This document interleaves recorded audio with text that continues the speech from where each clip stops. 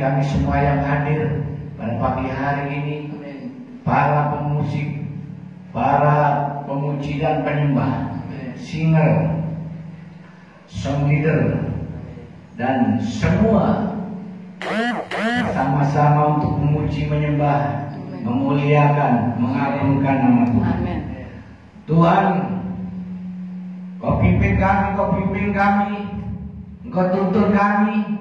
Semua yang terlibat dalam pelayanan ini, bahkan jemaat-Mu yang hadir, bahkan yang masih di perjalanan, Tuhan tuntun hingga sampai di tempat dengan selamat, penuh dengan kekuatan, kasih karunia anugerah, damai sejahtera, sukacita untuk memuji dan menyembah Tuhan. Dalam nama Bapa, Putra dan Roh Kudus, dalam nama Tuhan Yesus kami buka ibadah ini. Haleluya, amin. Salam.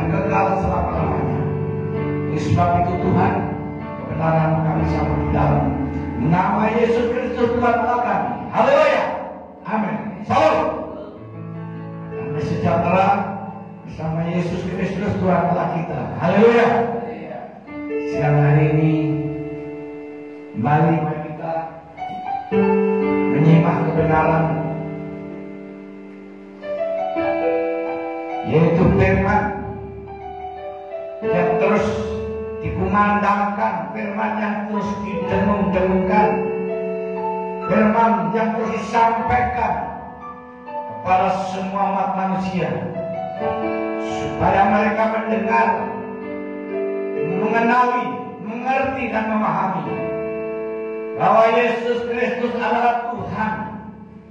Yesus Kristus adalah Juru Selamat. Yesus Kristus adalah pembebas dan memerdekakan kami, kita semua, bagi orang-orang yang percaya. Orang-orang yang dipanggil, dipilih, yang ditetapkan sesuai dengan rencana. Haleluya. Baik saudara, kembali kita mengangkat dengan judul dan tema yang spesial. Semuanya spesial, amin. Tidak ada tema-tema yang saya angkat ini adalah tema yang biasa-biasa, melainkan tema yang luar biasa, amin. Mari kita melihat dan mengangkat tema ini. Apakah ada kutuk dan penghukuman bagi orang Kristen atau orang percaya? Ini adalah judul. Apakah ada kutuk dan penghukuman bagi orang Kristen atau orang yang percaya? Nah, ini penting kita telah kita pahami. Kenapa demikian? Karena orang-orang Kristen masih ada atau masih banyak yang ketika menghadapi persoalan atau permasalahan di dalam kehidupannya, wah, aku ini apa dihukum Tuhan ini ya? Atau aku ini apa dikutuk sama Tuhan ya? Kerja sosial terus, cari kerjaan susah, dapat pekerjaan tetapi jabatan naik-naik, selalu jadi kuli terus atau jadi pembantu terus, tidak pernah jadi kepala, tidak pernah jadi pimpinan. Mungkin saya ini sudah ditakdirkan atau digariskan sesuai dengan takdir atau garis, atau bahkan kena kutuk. Ada yang sakit juga. Seringkali saya mendengarkan kesaksian yang ada di gereja bahwa ada orang sakit mengatakan bahwa saya ini dihukum Tuhan karena apa? Saya pernah janji. Janji apa? Saya pernah apa itu namanya nasar, bernasar. Nasar tidak saya tepati. Makanya ini kok saya terus sakit ini kok tidak sembuh-sembuh. Apakah itu namanya kutuk? Kutuk itu dalam bahasa Jawanya atau bahasa yang sehari-hari itu tulak bala. Jadi orang yang kena tulak, kena kutuk, itu merasakan hidupnya sial, hidupnya susah terus. Bahkan orang tua saya pernah mengatakan, ya apa rek, urip iki koyo kere terus sangat miskin terus. Pernah mengatakan seperti itu orang tua pada saat memang ya mengalami kesusahan. Ya memang pada saat itu memang susah. Masa kecil saya itu susahnya apa? Pada saat itu cari kayu ke hutan, kemudian dijual, ngumpulin batu. Kebetulan di daerah saya waktu itu sudah mulai mau bangun jalan untuk apa itu pengawasan. Jadi saya sama orang tua ngumpulin batu, ya di situ kemudian kita dijual kepada pemborong yang borong pengawasan ini. Dan setiap hari pergi ke hutan, pulang, bawa kayu, mikul kayu, tidak jauh sih, cuma 5 km ya jalannya, sekitar 5 km sampai 6 km. Itu orang tua saya pada saat itu belum mengenal Tuhan, belum percaya kepada Yesus. Oleh sebab itu ngomongnya ya neko-neko aneh-aneh. Katanya kena tulak, kena hukuman, kena apa itu namanya, sabdo. Di sabdo kalau nggak tahu orang tuanya dulu mungkin sabdo kan, lihat tuwek kan. Terus Ya, susah cari nafkah, susah cari duit. Nah, itulah yang dialami oleh orang-orang Kristen juga, punya pikiran, punya persepsi yang seperti ini. Nah, dalam hal ini saya akan meluruskan bahwa persepsi itu, penghukuman atau kutuk atau tulak bala itu sudah dipatahkan, ya, sudah dilenyapkan. Amin. Kita lihat, apakah orang Kristen itu masih dikutuk atau dihukum oleh Tuhan? Mari kita lihat. Yang pertama di sini, tidak ada penghukuman bagi orang Kristen atau orang percaya. Roma pasal 8 ayat 1 sampai 4.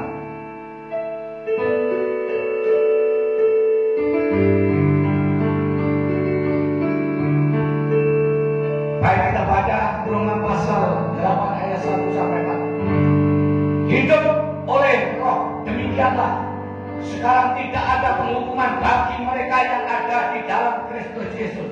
Amin. Tidak ada penghukuman bagi orang yang ada di dalam Yesus Kristus, yaitu orang Kristen. Orang Kristen itu ya orang yang ada di dalam Yesus Kristus. Nah, ini ada yang bantah. Gak semua orang Kristen orang percaya. Loh, dasarnya orang Kristen itu adalah orang percaya. Karena orang percaya itu dinamakan orang Kristen. Dan karena orang Kristen itu ya namanya orang percaya. Amin. Nah, jangan diputar-putar. Katanya orang Kristen itu ada yang KTP. Loh, yang maupun Kristen KTP dan Kristen tetek bunga, apapun di situ bentuknya kekristenan, tetap orang-orang yang percaya, orang yang ada di dalam Yesus Kristus. Amin. Jadi ada orang yang suka usil, suka nyibir, yang mengatakan bahwa nggak semua orang Kristen itu selamat. Loh, kalau nggak semua orang Kristen selamat bagaimana? Alasannya apa? Kristen KTP, KTP itu Kristen. Loh, kalau sudah ada KTP Kristen, itu adalah ya orang Kristen. Kalau sudah ada nama Kristen, yaitu adalah orang yang percaya. Orang yang sudah dipanggil, dipilih, ditetapkan sesuai dengan rencananya untuk diselamatkan. Dan tidak ada penghukuman bagi orang-orang yang percaya. Dan tidak ada kutuk bagi orang-orang yang percaya. Demikianlah sekarang tidak ada penghukuman bagi mereka yang ada di dalam Kristus Yesus. Roh yang memberi hidup telah memerdekakan kamu dalam Kristus dari hukum dosa dan hukum maut. Jadi Roh Kudus, Roh Allah itu memberikan kehidupan bagi kita semua untuk membebaskan dari hukum dan kutuk. Amin. Itu adalah kebenaran. Jadi firman Tuhan ini menyatakan bahwa setiap orang percaya, setiap orang Kristen itu selamat dan tidak ada kutuk dan hukuman bagi orang percaya. To the point. Saya tidak bertele-tele tetapi menggunakan ayat ini supaya saudara lebih memahami dan lebih mengerti, lebih yakin bahwa kebenarannya, bahwa esensinya dan Allah yang ada di dalam firman itu adalah benar dan amin. Atau iya dan amin. Saudara yang dikasih, sebab apa yang tidak mungkin dilakukan hukum Taurat karena tak berdaya oleh daging, telah dilakukan oleh Allah dengan jalan mengutus anaknya sendiri dalam daging yang serupa dengan daging yang dikuasai dosa karena dosa. Ia telah menjatuhkan hukuman atas dosa di dalam daging. Apa artinya? Allah mengutus Yesus Kristus untuk dihukum, untuk menggantikan yaitu kutuk bagi orang-orang yang terkutuk oleh hukum Taurat. Jadi kutuk itu sebenarnya berasal dari hukum Taurat. Jadi kalau zaman hukum Taurat itu memang yang terjadi, ya, yang berlaku adalah kutuk. Kalau tidak bisa melakukan hukum, salah satu dia terkutuk dan dihukum. Itu adalah hukum Taurat. Nah, untuk itu di sini, di dalam kehidupan masa hukum Taurat, tidak ada seorang pun yang tidak terkutuk, tidak ada seorang pun yang tidak terhukum, dan semua pasti akan jatuh dalam penghukuman, jatuh di dalam hukum. Karena apa? Perbuatan daging. Jadi perbuatan daging manusia itu tidak akan sanggup untuk melakukan perbuatan roh, yaitu perintah roh yang oleh Allah. Tetapi yang sanggup dan bisa untuk melakukan perintah Allah, yaitu hukum Taurat, hanyalah roh. Siapa? Roh Allah. Yesus Kristus diutus untuk menjalani hukuman dan kutuk oleh karena dia sanggup dan mampu. Oleh karena apa? Allah sendiri dan oleh roh Allah sendiri dia sanggup untuk menjalani semua hukum Taurat, sehingga genaplah firman Tuhan, karena hukum Taurat telah dijalani, hanyalah Yesus Kristus Tuhan. Jadi Yesus tidak bercacat dan tidak bercelah. Karena itu sanggup dia melakukan gerak-gerak Tuhan, yaitu kekudusan yang diminta oleh Allah. Jadi Yesus Kristus sanggup untuk menjalankan tugas Allah, yaitu menguduskan semua orang yang terkutuk, menguduskan semua orang yang terhukum oleh hukum Taurat dan kutuk hukum Taurat. Ini penting, saudara, supaya tuntutan hukum Taurat digenapi di dalam kita, yang tidak hidup menurut daging tetapi menurut roh.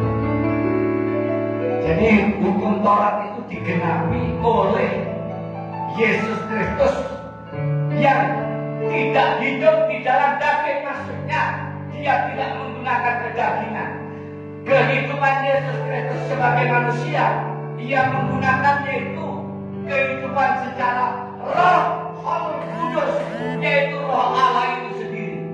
Dengan demikian sanggup dan mampu untuk menjalani hukum Taurat sebagai ganti menebus atau menggantikan, yaitu kutuk manusia yang ada di bumi ini bagi orang-orang Kristen dan orang-orang yang percaya kepadanya.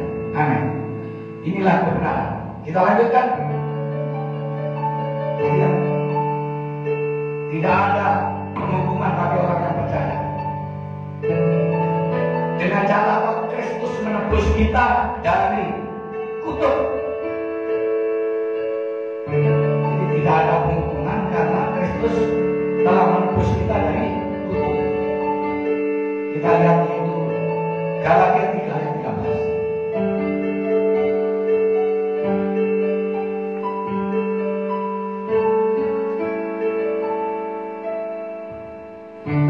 Galatia 3 ayat 13, Kristus telah menebus kita dari kutuk hukum Taurat dengan jalan menjadi kutuk karena kita. Sebab ada tertulis, terkutuklah orang yang digantung pada kayu salib. Ini jelas bahwa Yesus menjalani kutuk, menggantikan kutuk manusia. Amin. Ini saudara kurang paham. Gini, ada narapidana, ada orang yang didakwa belum sampai ke narapidana, harus hukum mati. Terus ada seseorang yang menjamin dan menggantikan hukuman itu dengan jalan dia mengajukan diri. Aku aja yang dihukum, aku yang salah. Ya seperti itu, tapi sebenarnya orang itu benar dan tidak salah. Tetapi menggantikan orang yang mau dihukum karena perbuatan salah, ya atau mencuri atau merampok atau membunuh dan sebagainya, itu perbuatan salah. Namanya jangan melakukan pencurian dan perampokan atau membunuh. Ya, itu salah. Pasti akan dihukum. Jadi begitu terorisnya, pengertiannya. Jadi ada orang yang menggantikan orang benar, yang menggantikan orang yang berdosa yang harus dihukum dan menerima kutuk hukum, yaitu Yesus Kristus. Dia dikutuk karena apa? Menggantikan orang-orang yang terkutuk. Karena ada tertulis terkutuklah orang yang digantung di kayu salib. Jadi Yesus dikutuk, terkutuk. Ya karena apa? Menggantikan orang yang dikutuk itu. Nah oleh sebab itu terkutuklah disebutannya orang yang digantung di kayu salib, artinya dikutuk. Ya. Berikutnya di sini kita lihat.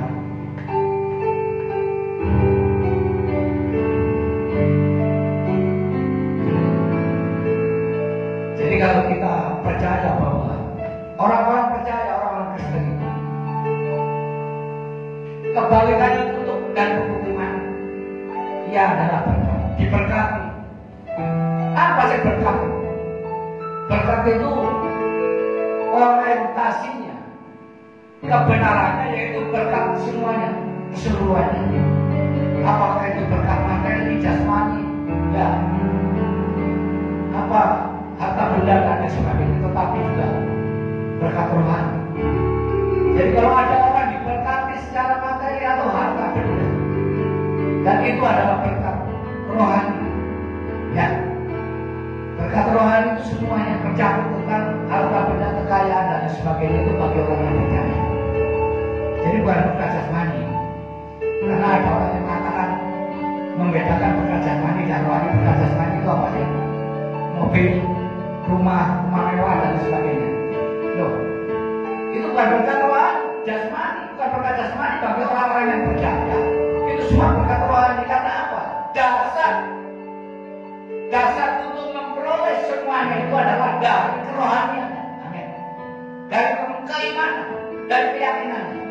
Kalau dia tidak mempunyai keyakinan dan kerohanian di dalam Yesus Kristus yang kuat, dia tidak akan memperoleh semuanya.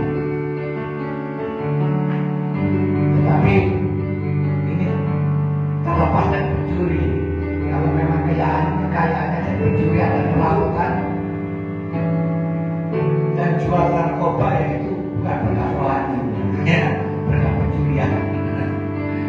Orang sekarang kan ini jadi kaya, cepat kaya, jadi pencuri, jadi perampok, ya jadi pembunuh bayaran dan sebagainya. Itu kan berkat rohani. Berkat rohani semua yang dikerjakan dengan baik. Mungkin dari gaji, mungkin dari bisnis, usaha, jadi sales, jadi wartawan, jadi apapun, pegawai pemerintah maupun pegawai negeri, yang penting menjalankan tugas dengan baik, itu adalah berkat rohani. Amin. Amin. Di mana nih ayatnya? Galatia 3 ayat 14.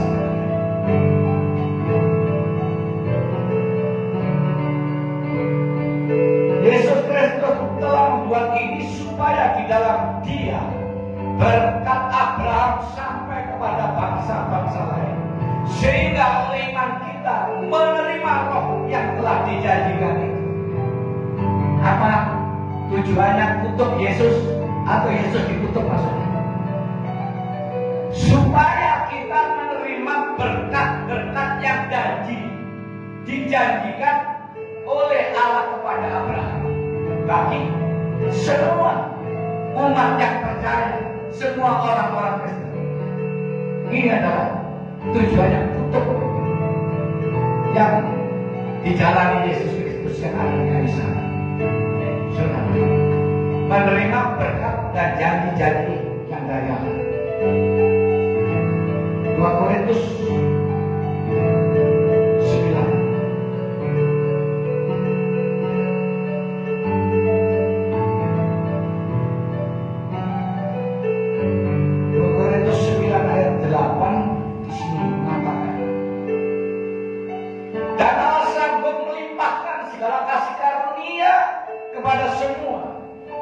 supaya kamu senantiasa berkecukupan di dalam segala sesuatu dan malah berkelebihan di dalam berbagai kebajikan, di dalam berkat rohani,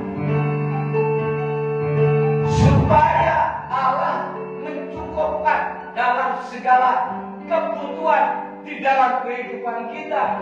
Dan kebajikan, apa kebajikan? Kebajikan, kemurahan itu adalah suatu sifat dan karakter yang baik itu memiliki kebajikan. Karakter yang baik itu memiliki sifat yang baik. Kebajikan, kemurahan. Jadi orangnya tidak pelit, orangnya murah hati, murah senyum,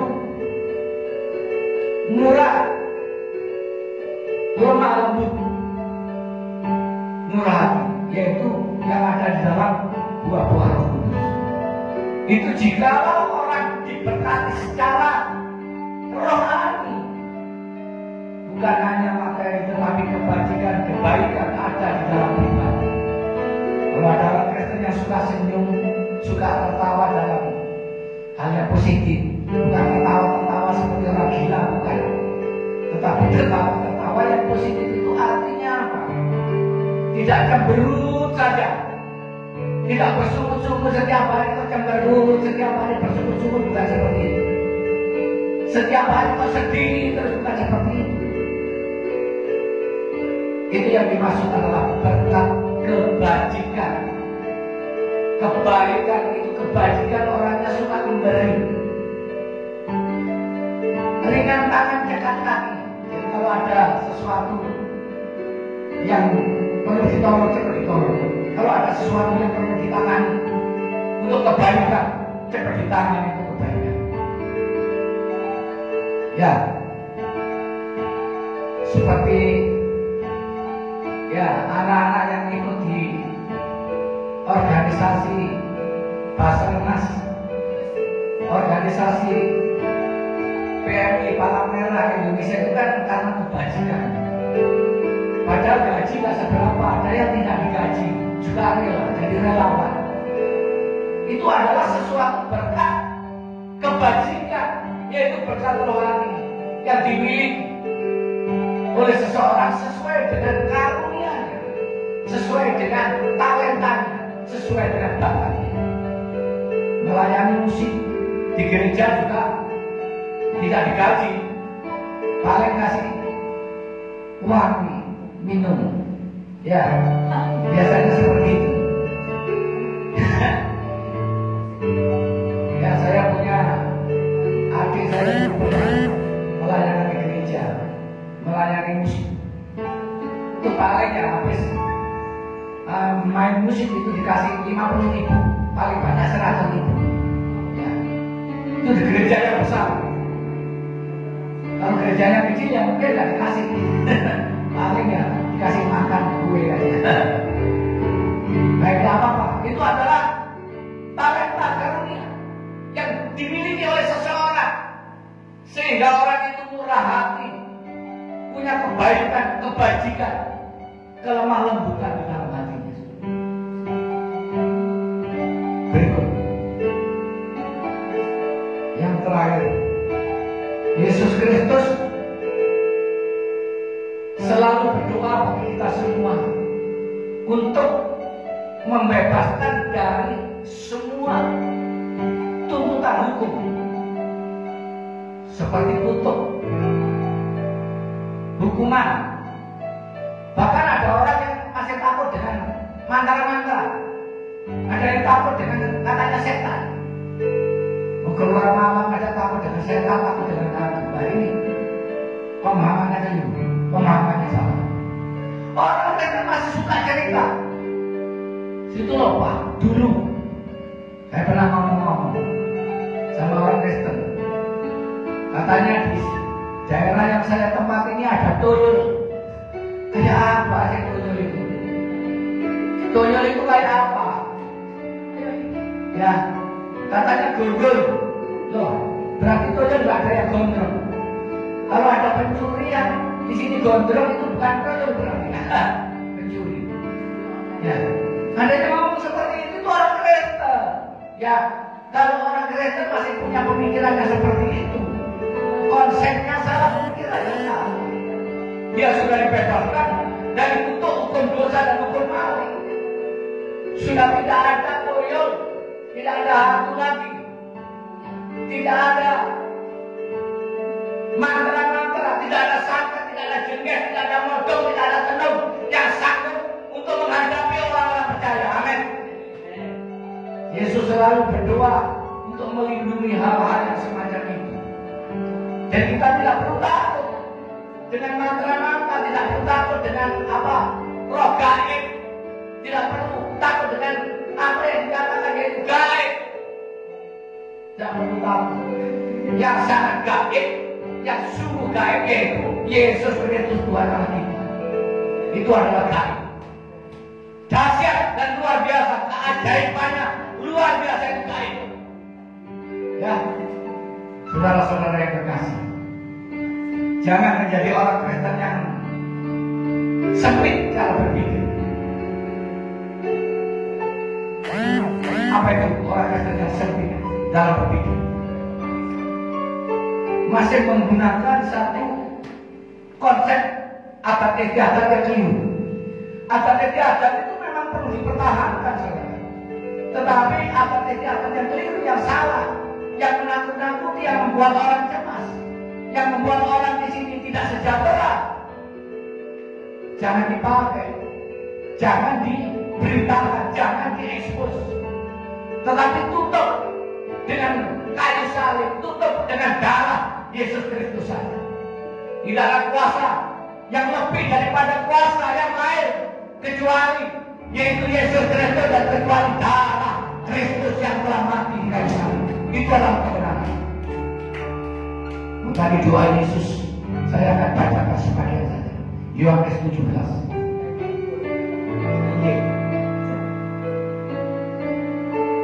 Ini yang terakhir.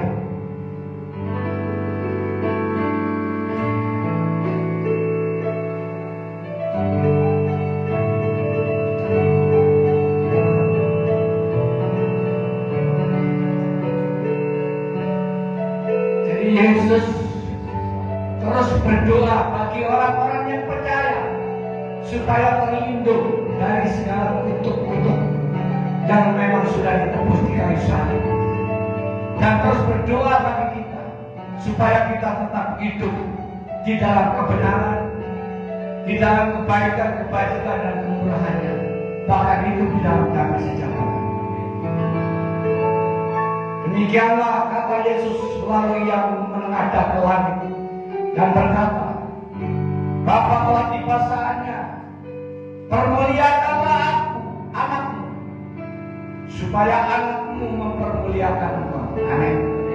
Jadi kalau Yesus Kristus dipermuliakan oleh Allah, itu tujuannya untuk mempermuliakan Allah itu sendiri. Sama seperti engkau telah memberikan kepadanya kuasa atas segala yang hidup, demikianlah pula ia akan memberikan hidup yang kekal kepada semua yang telah engkau berikan kepadanya. Inilah hidup yang kekal itu, yaitu bahwa mereka mengenal engkau, satu-satunya Allah yang benar, dan mengenal Yesus Kristus yang telah engkau utus. Aku telah memuliakan engkau di bumi dengan jalan menyelesaikan pekerjaan yang engkau berikan kepadaku untuk melakukannya. Jadi Yesus telah menjalankan tugas yang diberikan Allah kepada Yesus. Oleh sebab itu ya Bapa, permuliakanlah aku padamu sendiri dengan kemuliaan yang kumiliki di hadiratmu sebelum dunia ada. Aku telah menyatakan namamu kepada semua orang yang engkau berikan kepadaku dari dunia ini. Jadi orang Kristen itu adalah pemberian Allah itu sendiri kepada Yesus. Jadi kalau ada orang yang percaya kepada Yesus Kristus, itu memang Allah Bapa memberikan kepada Yesus Kristus. Saya dulu belum mengenal Tuhan Yesus. Saya dulu tidak mengenal Yesus Kristus. Tetapi saat ini saya dipanggil, dipilih dan mengenal Yesus Kristus sebagai Tuhan. Dan saya meyakini dan mengakui Yesus adalah Tuhan saya. Itu semuanya karena saya diberikan kepada Yesus oleh Allah Bapa. Jadi kalau orang Kristen itu tidak ada yang dipaksakan, tidak ada yang rekayasa. Jadi semua orang Kristen, apa yang dikatakan KTP, non KTP dan lain sebagainya, Kristen-Kristenan atau Kristen, tidak ada Kristen-Kristenan. Semua tidak ada Kristen KTP. Semua orang Kristen adalah panggilan dan pilihan Allah yang diberikan oleh Bapa kepada Yesus Kristus untuk dipelihara. Itulah sebabnya ini doanya, doa Yesus. Sekarang mereka tahu bahwa semua yang engkau berikan kepadaku itu berasal dari padamu. Jadi umat Kristen itu diberikan kepada Yesus. Itu Allah sendiri yang memberi. Sebab segala firman yang engkau sampaikan kepadaku telah kusampaikan kepada mereka dan mereka telah menerimanya. Jadi Yesus menyampaikan firman kepada orang-orang yang memang diberikan oleh Allah kepada Yesus Kristus sehingga mereka menjadi orang Kristen. Mereka menerima Yesus sebagai Tuhan dan Juru Selamat.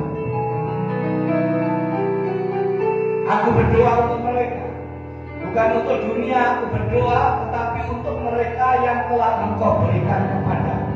Sebab mereka adalah milikmu, dan segala milikku adalah milikmu, dan milikmu adalah milikku. Dan aku telah dipermuliakan di dalam mereka, dan aku tidak ada lagi di dalam dunia, tetapi mereka masih ada di dalam dunia, dan aku datang kepadamu. Ya Bapa yang kudus, peliharalah mereka dalam namamu, yaitu namamu yang telah engkau berikan kepadamu, supaya mereka menjadi satu sama seperti kita. Selama aku bersama-sama mereka, aku memelihara mereka dalam namamu, yaitu namamu yang telah engkau berikan kepadamu. Aku telah menjaga mereka dan tidak ada seorang pun dari mereka yang binasa, selain daripada dia yang telah ditentukan untuk binasa, supaya genaplah yang tertulis dalam kitab suci. Jadi tidak ada orang Kristen yang binasa, tidak ada orang Kristen yang dihukum dan masuk neraka, tidak ada orang Kristen yang dikutuk, dikakeri, mencore, melarat, miskin. Tidak ada. Orang Kristen semua diberkati oleh Tuhan. Amin. Amin. Tetapi sekarang aku datang kepadamu dan aku mengatakan semuanya ini sementara aku masih ada di dalam dunia ini, supaya penuhlah sukacitaku di dalam diri mereka. Dengarkan baik-baik. Aku telah memberikan firman-Mu kepada mereka dan dunia membenci mereka, karena mereka bukan dari dunia, sama seperti aku bukan dari dunia.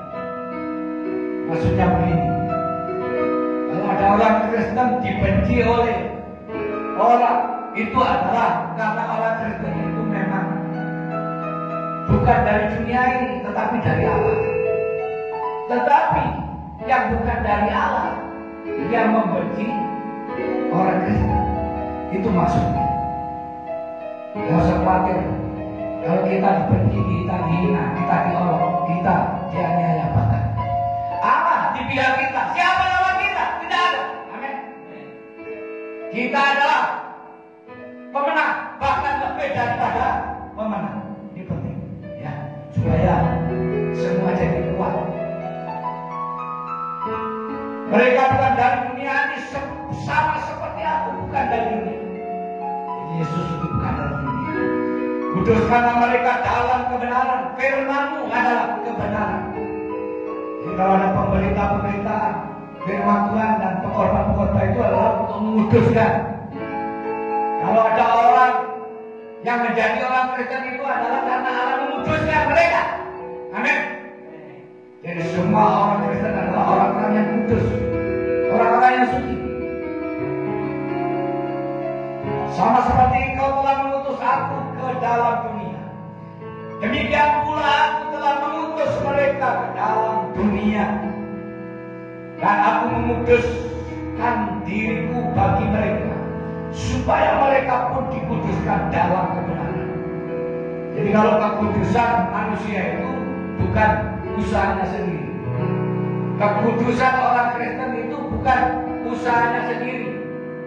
Seperti ini misalnya, dengarlah perhatiannya. Ada orang Kristen begini, supaya pekerjaan Allah itu bisa berjalan dengan baik, dan supaya kita diberkati, supaya ada pelipat gandaan dan lain sebagainya.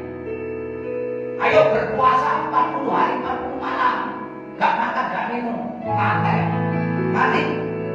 Ya, karena mau apa? Ikut-ikutan oleh Yesus. Yesus bukan manusia, Yesus itu adalah Allah.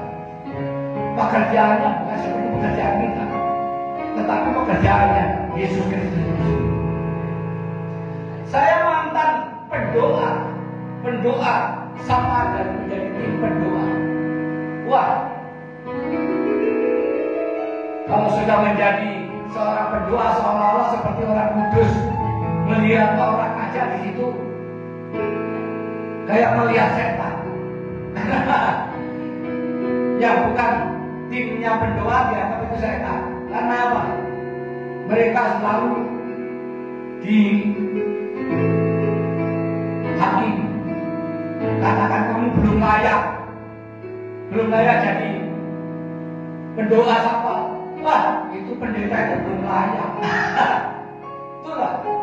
Ya, orang-orang yang mempunyai konsep pemikiran bahwa dia bisa kudus karena perbuatannya, karena usahanya, itu keliru, sangat keliru.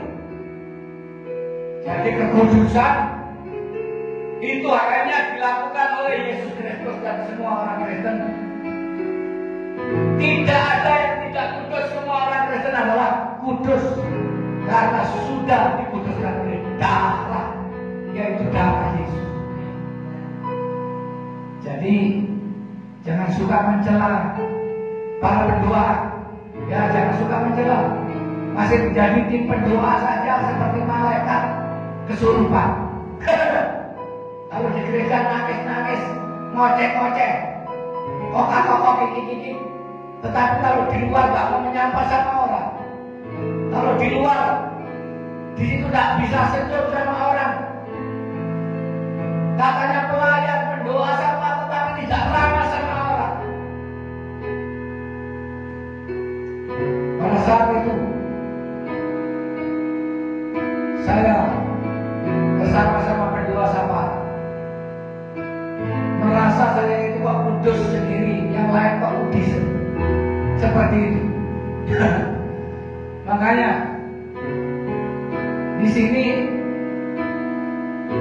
mereka semuanya berusaha untuk menguduskan diri dengan jalan berpuasa yang lama-lama, persaingan puasa. Ada yang puasa 40 hari, ada yang puasa mungkin puasanya sampai 100 hari begitu. Katanya untuk mengalahkan radiasi apa? Ya. Jadi kalau yang puasanya cuma 3 hari nanti kalah dengan yang 5 hari. Kalau puasanya 5 hari kalah dengan yang 10 hari. Kalau yang puasanya 10 hari kalah dengan yang 40 hari. Ya seperti itu. Kekristenan tidak diajarkan seperti itu. Alkitab tidak mengajarkan seperti itu. Itu namanya perilaku, perbuatan, usaha manusia dan usahanya sendiri yang sebenarnya itu adalah melanggar firman dan tidak menjadi kudus, melainkan di situ merendahkan martabat Yesus Kristus itu sendiri, merendahkan martabat kekristenan. Jadi berserah kepada Yesus, percaya dengan nama Yesus Kristus, sembuh ya sembuh, puasa kita nggak penting.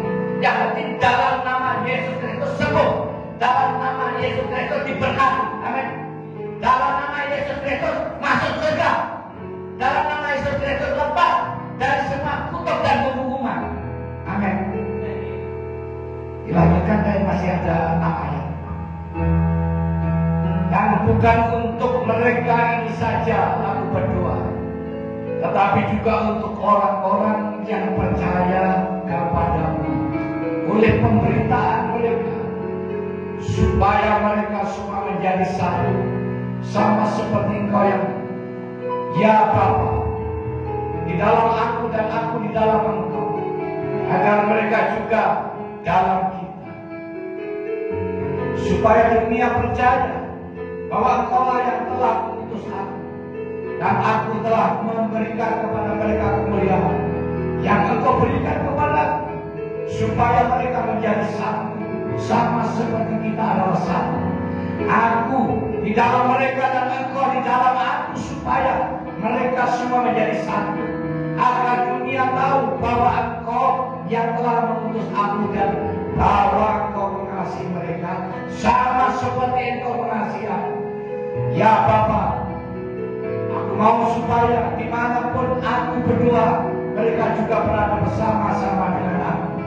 Mereka yang telah Engkau berikan kepadaku, agar mereka memandang kemuliaan-Ku yang telah Engkau berikan kepadaku, sebab Engkau telah mengasihi aku sebelum dunia dijadikan. Ya Bapa yang adil, memang dunia tidak mengenal Engkau, tetapi aku mengenal Engkau.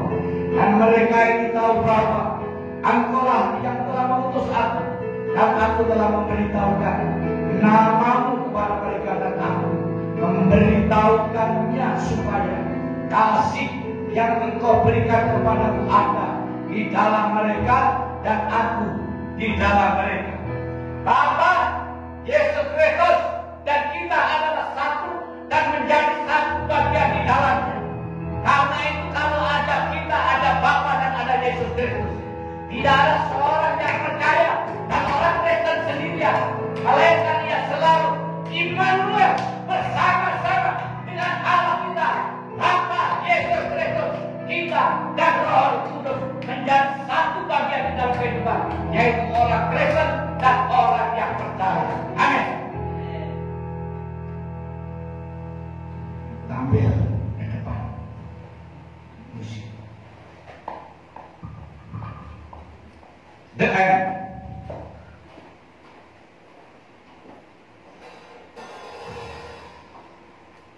Ku berharap kepadamu, Kau perlindungan dan kekuatanku.